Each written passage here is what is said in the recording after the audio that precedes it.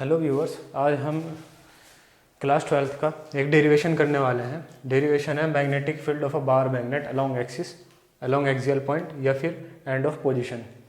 चलिए शुरू करते हैं।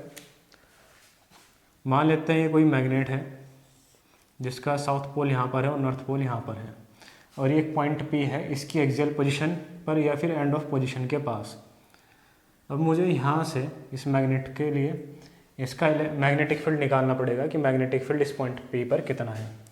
ये जो मैग्नेट है इसकी मैंने टोटल लेंथ मान ली है 2L, और मैंने इस मैग्नेट को आधा कर दिया। जब मैं इस मैग्नेट को आधा करूँगा तो जो 2L लेंथ है ये L हो जाएगी, और यहाँ से लेके यहाँ तक की लेंथ भी L हो जाएगी। अब इसके सेंटर से यहाँ तक की डिस्टेंस मैंने R लेट की है, ठीक है। तो ये भी मैंने लेट किया है, और ये L भी, और ये वाले L भी, 2L को डिवाइड करा करके। अब मैं इन्हीं दोनों का यूज़ करके यहाँ से इसकी पोजीशन निकालूंगा। क्या है, नॉर्थ पोल से अगर मैं पोजीशन निकालता हूँ पॉइंट P के लिए, that is R minus L आ जाएगी, और साउथ पोल से अगर मैं पॉइंट P के लिए पोजीशन निकालता हूँ तो क्या आ जाएगी, R प्लस L आ जाएगी। ये मेरा नॉर्थ पोल है, यहाँ से लेके यहाँ तक की डिस्टेंस R है, और ये L है, तो R में से आपको L माइनस कराना पड़ेगा तब ये डिस्टेंस आएगी। और ये मेरा जो साउथ पोल है, यहाँ से लेके यहाँ तक की डिस्टेंस R है, और ये L इसमें ऐड कराना पड़ेगा तो R प्लस L आ जाएगी। नॉर्थ पोल से पॉइंट P पर लगने वाला जो मैग्नेटिक फील्ड होगा इस डायरेक्शन में होगा, जिसे BN कहा जाएगा, और साउथ पोल से लगने वाला जो फील्ड होगा उस डायरेक्शन में होगा, जिसको BS कहा जाएगा, ठीक है। अब ये इस डायरेक्शन में क्यों जा रहे हैं, दोनों अपोजिट डायरेक्शन में। ये साउथ पोल है और ये नॉर्थ पोल है, इसे ऐसा समझिए। तो नॉर्थ पोल से साउथ पोल की तरफ मैग्नेटिक फील्ड ऑफ लाइन से जाती है आउटसाइड द मैग्नेट, लेकिन इनसाइड द मैग्नेट ये साउथ टू नॉर्थ होगी।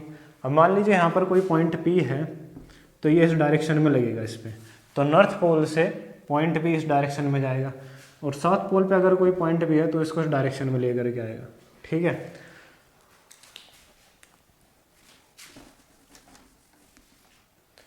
अब हम मैग्नेटिक फील्ड की स्ट्रेंथ निकालेंगे due to north pole and south pole. तो इसको मैं यहाँ पे लिख देता हूँ, magnetic field due to north pole, जिसे मैंने क्या मान रखा है, BN। तो magnetic field due to north pole जब मैं निकालूंगा मेरा कितना आएगा, BN is equals to mu naught upon 4 pi M upon R minus L का होल स्क्वायर। अब ये कहाँ से आया इसे देखिए। मैग्नेटिक फील्ड के लिए आपको फॉर्मूला बताया गया है कि mu naught upon 4 pi M1 into M2 upon R square होता है, जहाँ पर M1 और M2 नॉर्थ पोल या साउथ पोल के क्या होते हैं, स्ट्रेंथ होती है, और इनके बीच का डिस्टेंस होता है R, ठीक है। तो हमने यहाँ क्या करा है, यहाँ पर क्योंकि हमने सिर्फ नॉर्थ पोल के अलोंग ही निकाला है, यहाँ पर हमने सिर्फ नॉर्थ पोल के अलोंग ही मैग्नेटिक फील्ड निकाल रहे हैं, तो दो स्ट्रेंथ नहीं आएगी, सिर्फ एक ही स्ट्रेंथ आएगी। यहाँ पर तो दो स्ट्रेंथ है, M1 इंटू M2, लेकिन नॉर्थ पोल की सिर्फ एक ही स्ट्रेंथ आएगी, जिसे मैं क्या लेट कर रहा हूँ, M, ठीक है। और फिर नीचे यहाँ पर रेडियस का स्क्वायर हो रखा है, रेडियस नहीं सॉरी डिस्टेंस का स्क्वायर हो रखा है दोनों के बीच का। तो मैंने यहाँ से लेके यहाँ तक की डिस्टेंस जो आ रखी है, R माइनस L आ रखी है, मैंने उसका स्क्वायर कर रखा है। इसे आप चाहे तो यहाँ लिख भी सकते हैं, let the strength of north pole and south pole be M। हमने जो स्ट्रेंथ लेट करी है वो M लेट करी है। लेट द स्ट्रेंथ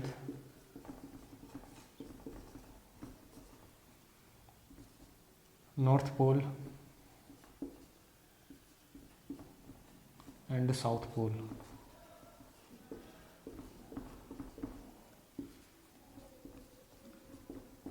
ठीक है, तो जो स्ट्रेंथ है मैग्नेट के नॉर्थ पोल साउथ पोल की, वो हम M लेट करके चल रहे हैं, दोनों की सेम है, ठीक है। और यहाँ पर दूसरा M इसलिए नहीं आया क्योंकि मैं सिर्फ एक ही पोल के अलोंग निकाल रहा हूँ, एक ही पोल के अलोंग निकाल रहा हूँ। ऐसे मैं निकाल सकता हूँ magnetic field due to south pole, जिसे मैं BS मान के चल रहा हूँ, magnetic field due to south pole. South pole की वजह से क्या मैग्नेटिक फील्ड होगा, तो ये क्या आएगा, BS is equals to mu naught upon 4 pi, formula होता है M1 into M2 upon R square, लेकिन यहाँ पर सिर्फ एक ही स्ट्रेंथ ली जा रही है, और वो कितनी है, M, अपॉन आर स्क्वायर, यानी कि डिस्टेंस। तो साउथ पोल से पॉइंट पी का डिस्टेंस कितना है, आर प्लस एल, तो आर प्लस एल का होल स्क्वायर हो जाएगा। ठीक है, तो आपने magnetic field due to north pole निकाल दिया, magnetic field due to south pole निकाल दिया। अब आपको नेट मैग्नेटिक फील्ड निकालना है। Net B is equals to मैं बी मान के चल रहा हूँ, जो कि कितने के इक्वल होगा, मैग्नीट्यूड ऑफ साउथ पोल। ठीक है, पहले मुझे देखना है कि इनमें से किसकी वैल्यू ज़्यादा होगी, साउथ पोल की वैल्यू ज़्यादा होगी या नॉर्थ पोल की वैल्यू ज़्यादा होगी। अब देखिए magnetic field of north pole की वैल्यू ज़्यादा है in comparison to magnetic field of south pole. तो magnetic field of north pole minus magnitude of magnetic field of south pole, इन दोनों को जब आप सॉल्व करेंगे तब आपका नेट मैग्नेटिक फील्ड आ जाएगा। Magnetic field of north pole की वैल्यू क्यों ज़्यादा है in comparison to magnetic field of south pole. आपने अगर मैथ्स में पढ़ा होगा 4/2 इज ग्रेटर देन 4/4। डिनोमिनेटर की वैल्यू छोटी है और यहाँ पर डिनोमिनेटर की वैल्यू बड़ी है। डिनोमिनेटर की वैल्यू अगर छोटी है और ऊपर न्यूमरेटर सेम है तो ये वाली टर्म बड़ी हो जाएगी। चाहे तो आप कैंसिल करके देख लीजिए, 2 से 4 कैंसिल होगा 2 टाइम्स आएगा, 4 से 4 कैंसिल होगा 1 टाइम्स आएगा। सेम उसी लॉजिक का मैं यहाँ पर यूज़ कर रहा हूँ। आर माइनस एल करूँगा तो ये वैल्यू छोटी हो जाएगी और आर प्लस एल करूँगा तो ये वाली वैल्यू बड़ी हो जाएगी। तो ये वाली वैल्यू जहाँ पर डिनोमिनेटर में छोटी टर्म है वो बड़ी होगी और जहाँ पर डिनोमिनेटर में बड़ी टर्म है वो छोटी होगी। तो यहाँ पर मैंने इसी का यूज़ करा। Magnetic field due to north pole ज़्यादा होगा in comparison to magnetic field due to south pole. अब मैं इनकी वैल्यूज़ रख दूंगा, μ0/4 m upon R minus L का whole square minus μ0/4 m upon R plus L का होल स्क्वायर। ठीक है, अब मैं क्या करूँगा, इनमें जो चीज़ कॉमन है उसे कॉमन लिया जाएगा।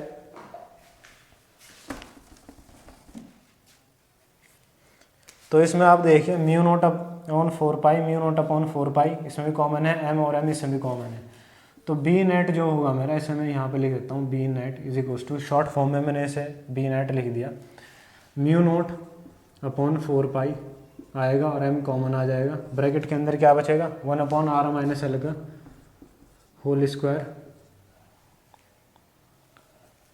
Minus of 1 plus R plus L का होल स्क्वायर। तो ये बी नेट की वैल्यू आपकी बचेगी। अब इसे सॉल्व करते हैं।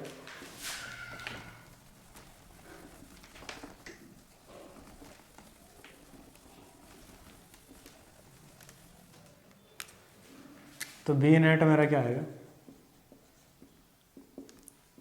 μ0/4 m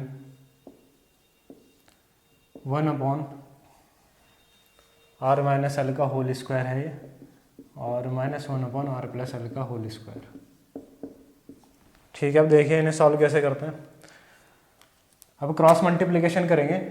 ठीक है, एलसीएम लेंगे और क्रॉस मल्टीप्लिकेशन करेंगे। B net is equals to μ0/4 strength आएगी m, आर प्लस एल का whole square minus of R minus L का होल स्क्वायर, और अपॉन में ये मल्टीपल हो जाएंगे, आर माइनस एल का whole square R plus L का होल स्क्वायर। ठीक है, अब क्या करेंगे, ये होल स्क्वायर अंदर के इन्हें खोल देंगे। B net is equals to क्या होगा, μ0/4 m a प्लस बी का whole square, A square plus B square plus का 2ab 2rl आ जाएगा, माइनस यहाँ भी a माइनस बी का whole square, a minus B का होल स्क्वायर होगा A square plus B square minus का 2ab हो जाएगा, और अपॉन में क्या चल रहा है, आर माइनस एल और आर प्लस एल है। अब देखिए आर माइनस एल का whole square R plus L का होल स्क्वायर है। ठीक है, तो मैं क्या करूँगा, इन दोनों का स्क्वायर कॉमन ले दूंगा। ये कैसे हुआ है, सिंपल ऐसे हुआ, X square into Y square कहीं पर लिखा हुआ है, तो आप इसे ये भी लिख सकते हैं एक्स इंटू वाई, और कॉमन आ जाएगा स्क्वायर, बाहर स्क्वायर आ जाएगा।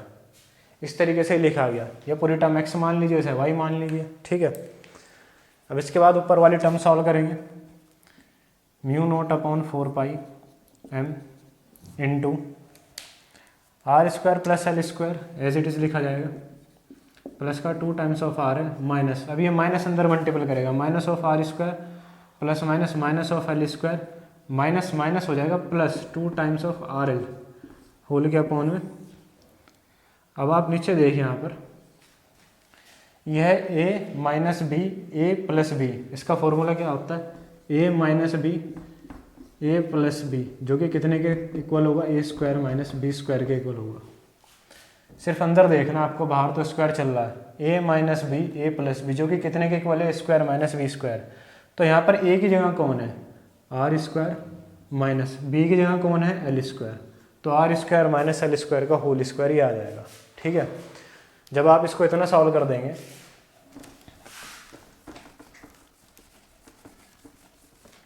उसके बाद ऊपर वाली टर्म्स देखिए, प्लस का आर स्क्वायर माइनस का आर स्क्वायर कैंसिल हो जाएंगे, प्लस का एल स्क्वायर माइनस का एल स्क्वायर कैंसिल हो जाएंगे, यहाँ पर एल है, प्लस का 2 times of R L plus का 2 टाइम्स ऑफ आर एल कितना हो जाएगा, 4 टाइम्स ऑफ आर एल। तो B net is equals to mu naught upon 4 pi M, ऊपर क्या आ जाएगा 4 आर एल अपॉन में क्या आ जाएगा, R square minus L square का होल स्क्वायर। ठीक है, तो हम यहाँ तक पहुँच चुके हैं। अब क्या करेंगे, इस 4 को 2 में ब्रेक करा देंगे, B net is equals to क्या हो जाएगा, mu naught upon 4 pi M, इसको लिख देंगे 2 into 2 R into L whole के अपॉन में R square minus L square का होल स्क्वायर। ठीक है, अब क्या करेंगे,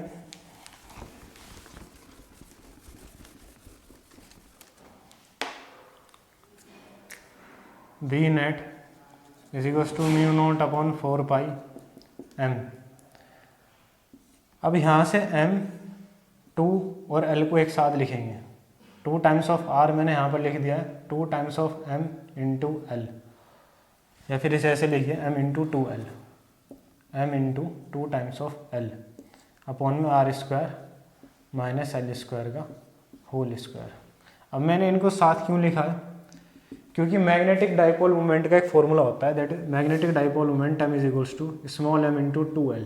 ये होता है मैग्नेटिक डाइपोल मोमेंट,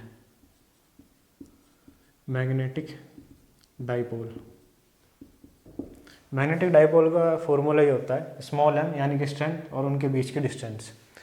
तो बी नेट में क्या लिख सकता हूँ, mu naught upon 4 pi 2 times of R और एम इंटू 2L को मैंने लिख दिया कैपिटल एम होल के अपॉन में R square minus L square का होल स्क्वायर। तो इसको इतना ही लिख सकते हैं, इतना ही लिख के इसको छोड़ सकते हैं, या आप इसे थोड़ा और सही से लिख सकते हैं, B net is equals to mu naught upon 4 pi 2 times of M into R upon are square minus L square का होल स्क्वायर। ये माइनस है, ये एल है। अब इसमें भी एक कंडीशन आ जाती है, कंडीशन क्या है,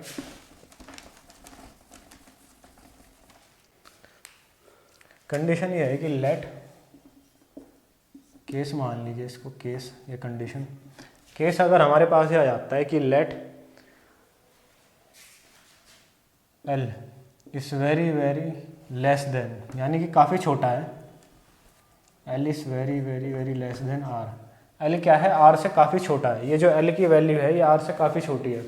जब एल की वैल्यू आर से कम होगी इसका मतलब ये है कि एल एग्जिस्ट ही नहीं करता, यानी कि जहाँ पर भी एल नज़र आ रहा है उसका हटा दो,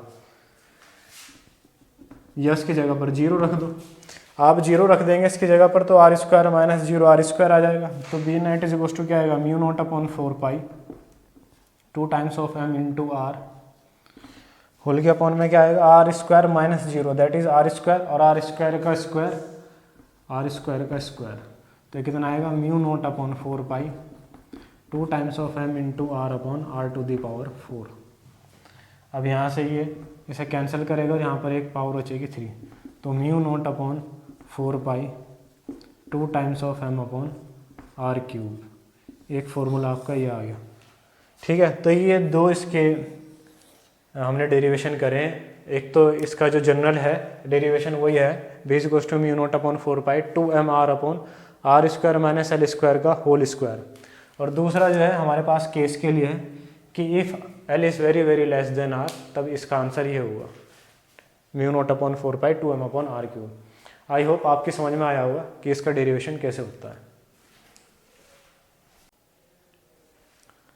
नाउ इसी का जो सेकंड पार्ट है वो ये है कि magnetic field of a bar magnet along equatorial point और ब्रॉड एंड पॉइंट।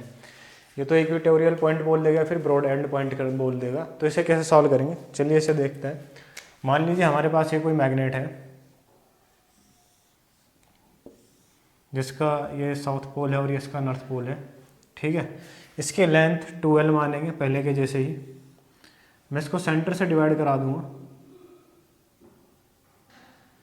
यहाँ से लेके यहाँ तक की डिस्टेंस हो जाएगी L, यहाँ से लेके यहाँ तक की डिस्टेंस हो जाएगी L।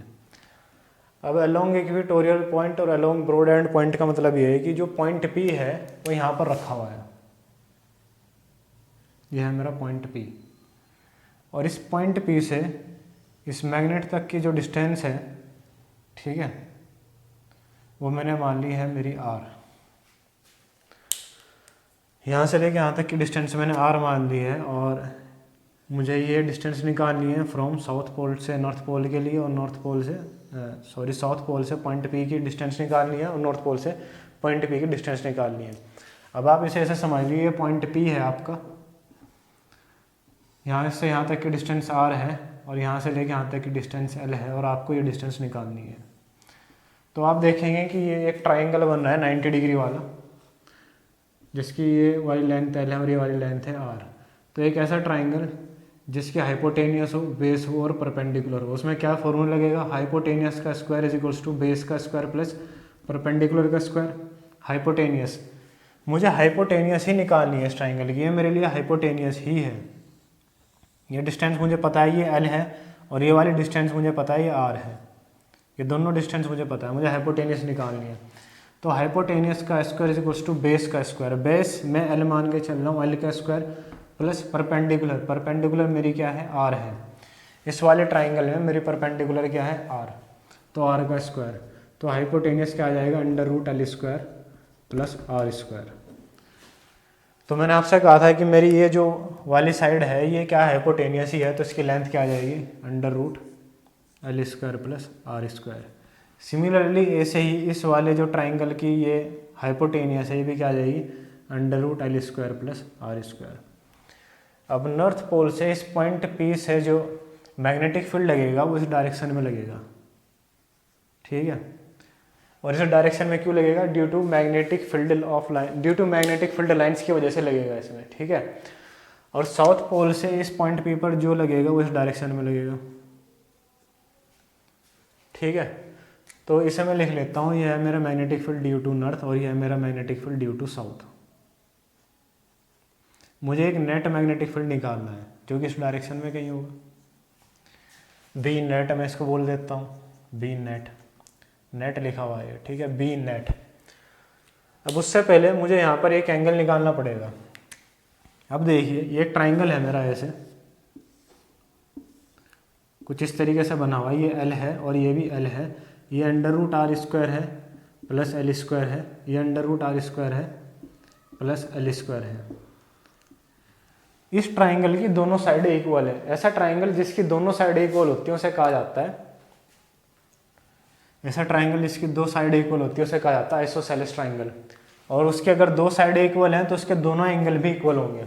मैं लेट करता हूँ, मेरा एंगल है थीटा, ये मैंने लेट करा है, लेट, ठीक है। इस वाले एंगल को मैंने क्या माना है, थीटा। वैसे ही अंदर से बनना था थोड़ा, यही से बना देते हैं थीटा। तो ये वाला एंगल मैंने थीटा लेट करा है, तो ये वाला एंगल भी अपना आप क्या हो जाएगा, थीटा हो जाएगा, ये भी क्या हो जाएगा, थीटा हो जाएगा। इसके बाहर बनने वाला जो ये एंगल है ये कितना हो जाएगा, 2 टाइम्स ऑफ थीटा हो जाएगा। ये पूरा एंगल, ये जो पूरा एंगल बनेगा ये 2 टाइम्स ऑफ थीटा हो जाएगा। अब 2 टाइम्स ऑफ थीटा क्यों हो जाएगा, ये ट्राइंगल की प्रॉपर्टी होती है। ट्राइंगल की प्रॉपर्टी ये कहती है कि मान लीजिए आपके पास एक ट्राइंगल है, यहाँ पर बनने वाला एंगल x है और यहाँ पर बनने वाला एंगल y है, तो बाहर जो बनेगा एंगल ये इन दोनों के सम के बराबर होगा x प्लस का y। अब आप इसी ट्राइंगल को घुमा दीजिए इस डायरेक्शन में, यहाँ पर बनने वाला एंगल थीटा है और यहाँ पर बनने वाला एंगल भी थीटा है, तो यहाँ पर बनने वाला एंगल थीटा प्लस का theta, that is 2 times of theta हो जाएगा। तो इसी चीज़ का मैंने यूज़ करते हुए इसे लिखा यहाँ पर 2 थीटा, ठीक है। और बी नेट आपको निकालना है जो कि इस डायरेक्शन में होगा। चलिए इसे अब सॉल्व करते हैं।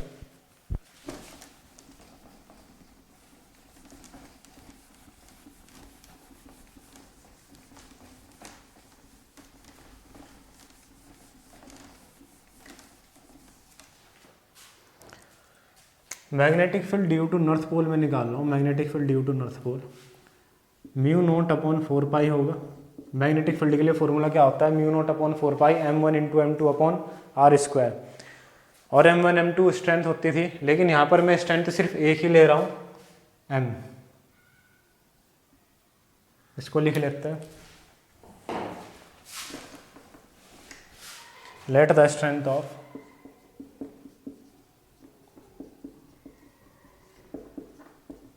नॉर्थ पोल एंड साउथ पोल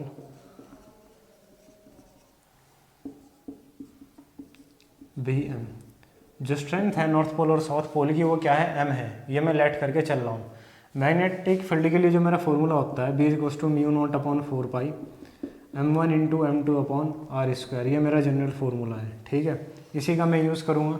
इसका यूज़ करते हुए मैं निकाल रहा हूँ magnetic field due to north pole B N is equals to magnetic field due to north pole B N आएगा, B N is equals to आएगा mu naught upon 4 pi m1 into m2 upon are square. लेकिन मैं यहाँ पर जो पोल की strength लेकर के चल रहा हूँ, सिर्फ नॉर्थ पोल की स्ट्रेंथ लेकर के चल रहा हूँ, तो मेरे पास सिर्फ एक ही स्ट्रेंथ आएगी और उसे मैंने क्या मान रखा है, m अपॉन आर स्क्वायर। यानी कि यहाँ से लेकर के इस पॉइंट P तक की distance that is under root L square plus are square. फॉर्मूले में स्क्वायर है तो इसका भी स्क्वायर कर देंगे, that is mu naught upon 4 pi m upon L square plus are square. ये स्क्वायर इस रूट को हटा देगा, ये जो स्क्वायर है इस रूट को हटा देगा, तो मेरे पास ये बचेगा। अब सिमिलरली ऐसे ही magnetic field due to south pole B S is equals to magnetic field due to south pole. Magnetic field due to south pole मेरा क्या है, बी एस है। तो बी एस क्या आएगा, mu naught upon 4 pi m upon south pole से यहाँ तक की डिस्टेंस जब आप लेंगे तो क्या आ जाएगी, under root L square plus are square का whole square that is mu naught upon 4 pi m upon L square plus are square. ये आ जाएगी, ठीक है। तो magnetic field due to north pole यह है और magnetic field due to south pole यह है, ठीक है। तो अगर आप देखें तो दोनों का मैग्नीट्यूड इक्वल है। Magnetic field due to south pole is equals to magnetic field due to north pole is equals to कितना है, mu naught upon 4 pi m upon L square plus are square. और इसे मैं मान लेता हूँ यह है x। Magnetic field due to north pole magnetic field due to south pole दोनों इक्वल है। मैग्नीट्यूड इसलिए कह रहा हूँ क्योंकि डायरेक्शन तो अलग अलग है। मैं B S is equals to B N नहीं लिख सकता हूँ, B S is equals to B N, ये नहीं होगा। क्यों नहीं होगा, क्योंकि इसकी डायरेक्शन अलग है, इसकी डायरेक्शन अलग है। लेकिन अगर मैं मैग्नीट्यूड की बात करता हूँ तो मैग्नीट्यूड इक्वल हो जाएगा, मैग्नीट्यूड में वैल्यू इक्वल आ जाएगी, ठीक है। तो मैंने दोनों का मैग्नीट्यूड क्या करा, इक्वल करा, क्योंकि मैग्नीट्यूड इक्वल आएगा, और फिर उसे क्या लेट कर लिया, एक्स लेट कर लिया। अब मैं यहाँ पर लगाऊंगा वेक्टर लॉ ऑफ एडिशन।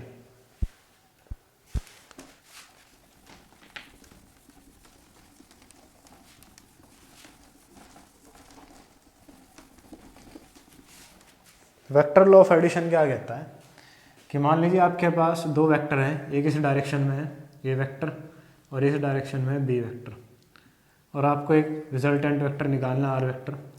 तो मैग्नीट्यूड ऑफ आर वेक्टर किसके इक्वल होगा, under root magnitude of A square plus magnitude of B square plus का 2 times of magnitude of A magnitude of B cos theta. ये formula होता है resultant vector निकालने के लिए। मैं सेम इसी का यूज़ करूँगा यहाँ पर। तो मेरा जो बी नेट होगा,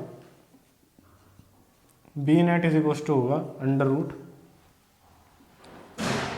magnitude of magnetic field of north बार plus magnetic field of south plus 2 times of magnitude of magnetic field of due to south plus magnetic into magnetic field due to north into cos, यहाँ पर मैं angle ले लेता हूँ, मेरा phi है angle, क्योंकि थीटा मैं ऑलरेडी लेट कर चुका हूँ यहाँ पर, और इन दोनों की वैल्यू मैंने एक्स मान ली है, तो B net is equals to मेरा क्या आ जाएगा, under root X square plus X square plus का 2 times of magnitude of S X आ जाएगा, मैग्नीट्यूड ऑफ एन भी एक्स आ जाएगा, इंटू कॉस। फाई क्या होगा, जैसे यहाँ पर थीटा होता है इन दोनों के बीच में बनने वाला एंगल, वैसे ही यहाँ पर फाई क्या है, इन दोनों के बीच में बनने वाला एंगल, जो कि कितना है 2 थीटा के इक्वल है। ठीक है, यहाँ पर आप ले लेना phi is equals to 2 theta, phi 2 theta के इक्वल है। अब इसे सॉल्व करेंगे, B net is equals to कितना आएगा, under root X square plus X square 2x square plus 2x square आ जाएगा, इन दोनों का मल्टीपल होकर कॉस थीटा आ जाएगा। फिर B net is equals to कितना आएगा, इन दोनों में से 2 इंटू एक्स स्क्वायर कॉमन ले दिया जाएगा, 1 प्लस का cos 2 theta.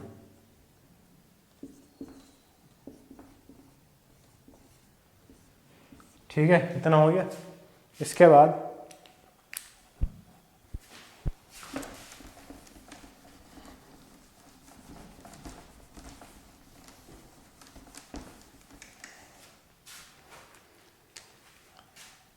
B net is equals to under root 2x square 1 plus का कॉस 2 थीटा की जगह लिखा जाएगा 2 times of cos square theta minus 1। अब ये कहाँ से आया, कॉस 2 थीटा के बेसिकली 3 फॉर्मूले हम यूज़ करते हैं। Cos 2 theta is equals to होता है 2 times of cos square theta minus 1, इसके अलावा 1 माइनस का 2 times of sine square theta, इसके अलावा cos square theta minus sine square theta. तो जिस फॉर्मूला का जहाँ पर यूज़ करना होता है वहाँ पर इसका यूज़ कर लेते हैं। तो 1 प्लस का कॉस 2 थीटा को मैंने लिख दिया, 1 प्लस का 2 times of cos square theta minus 1, minus 1 plus 1 cancel out हो जाएंगे। ठीक है, तो अंदर क्या बचेगा, B net is equals to 2x square into 2 times of cos square theta, ये मल्टीपल करेगा अंदर जाकर, तो B net is equals to क्या हो जाएगा, 2 into 2 4x square cos square theta, यहाँ तक वैल्यू आ जाएगी।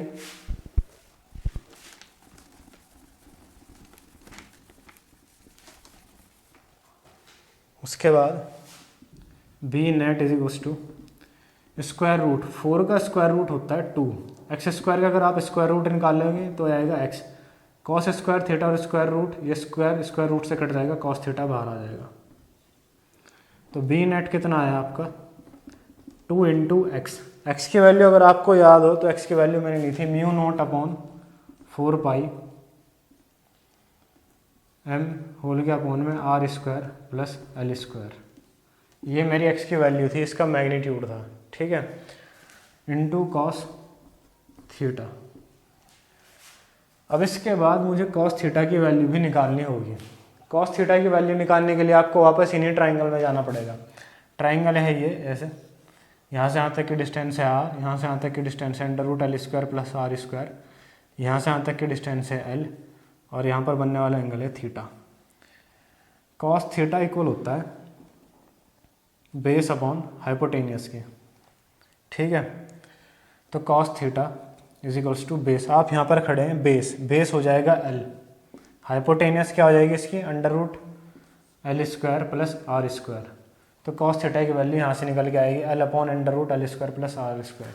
तो बी नेट कितना आएगा निकल करके 2 times into mu naught upon 4 pi M into cos theta की ये वैल्यू उठा करके मैंने यहाँ पर रख दी L upon under root L square plus are square. ठीक है, अब मैं फिर क्या करूँगा, 2m और l को एक साथ लिख दूंगा ताकि मैं मैग्नेटिक डाइपोल में इसको लेकर लिख सकूँ। B net is equals to इस 2 को, इस m को, इस l को एक साथ लिख दूंगा, mu naught upon 4 pi 2l m into 2l whole के अपॉन में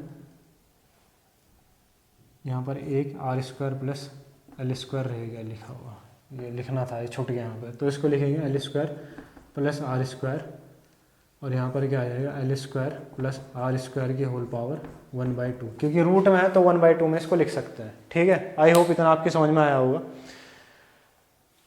mu naught upon 4 pi m upon are square plus L square, यहाँ से ये आना था, यहाँ पे कॉस थीटा की वैल्यू उठाकर यहाँ से यहाँ पे लिख दी।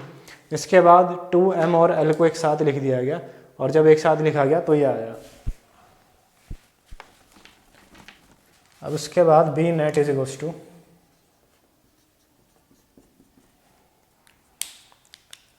Mu naught upon 4 pi m into 2l क्या होता है, मैग्नेटिक डाइपोल, जिसे कैपिटल M से लिखते हैं। Capital M is equals to small m into 2l, where m is the strength of each pole, और ये क्या होता है 2l distance between north pole and south pole. और फिर यहाँ पर क्या आएगा l square plus are square, यहाँ पर इसकी पावर 1 है और यहाँ पर इसकी पावर 1/2 है, दोनों टर्म सेम है तो पावर क्या हो जाएंगी, ऐड हो जाएंगी। 1 प्लस का 1/2 3/2 हो जाएगा।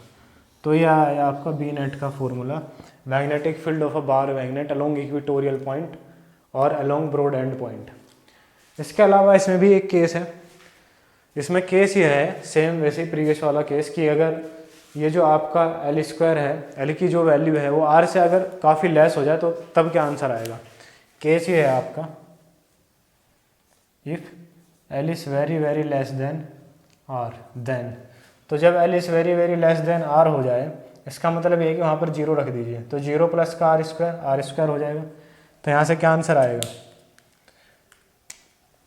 बी इज इक्वल्स टू क्या आएगा mu naught upon 4 pi capital M upon L square की होल पावर आएगी 3/2। अब इस 2 से 2 कैंसिल हो जाएगा, that is mu naught upon 4 pi